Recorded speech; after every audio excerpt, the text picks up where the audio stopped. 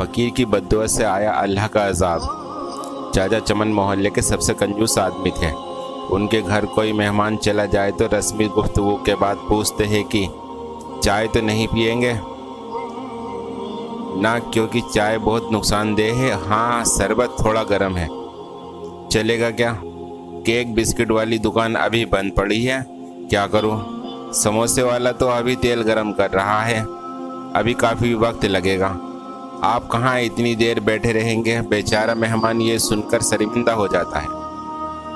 एक दिन दोपहर को किसी फ़कीर ने उनके घर का दरवाज़ा खटखटाया। चाचा चमन ने दरवाज़ा खोले बगैर पूछा, कौन है? फ़कीर बोला, बेटा मेहरबानी करो, मुझे कुछ पैसे दे दो, मेरे पास सब्जी है, रोटी खरीद कर खा लूँगा।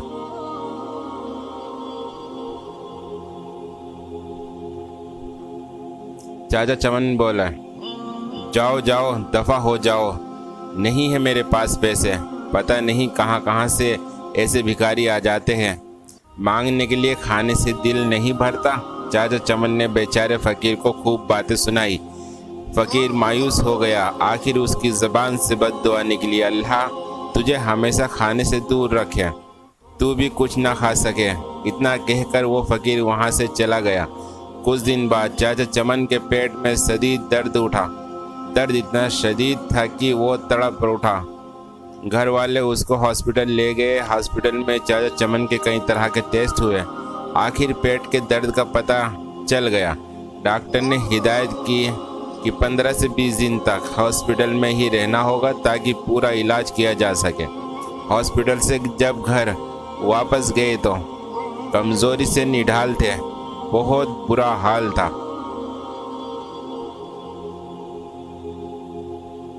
कोई चीज़ हजम नहीं होती, दही भी खाते तो उल्टी हो जाती।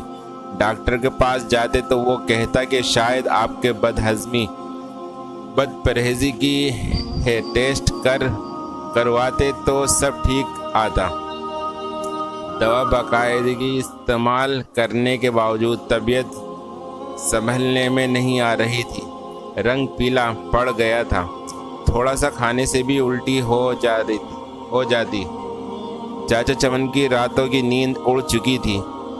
उनको मौत का खौफ होने लगा।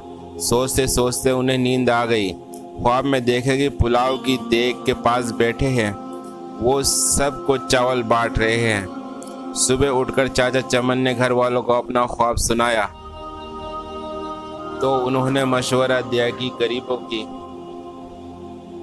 गरीबों को खाना खिलाओ। चाचा चमन ने खैरो बावर्ची को बुलाया और उससे पूछा कि पुलाव की 10 किलो की देग पर कितना खर्चा आएगा। बावर्ची ने खर्च बताया। चाचा चमन 10 किलो की देग पर होने वाले खर्च को सुनकर बड़े परेशान हुए, लेकिन फिर सोचे कि शायद खैरात करने से मैं ठीक हो जाऊं।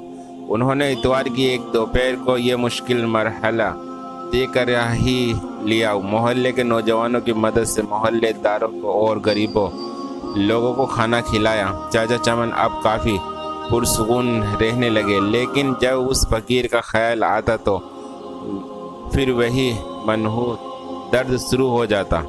कई दिन ऐसे ही बीत गए। एक शाम को किसी फ़कीर की आवाज़ आई, अल्लाह के नाम पे दे दो बाबा।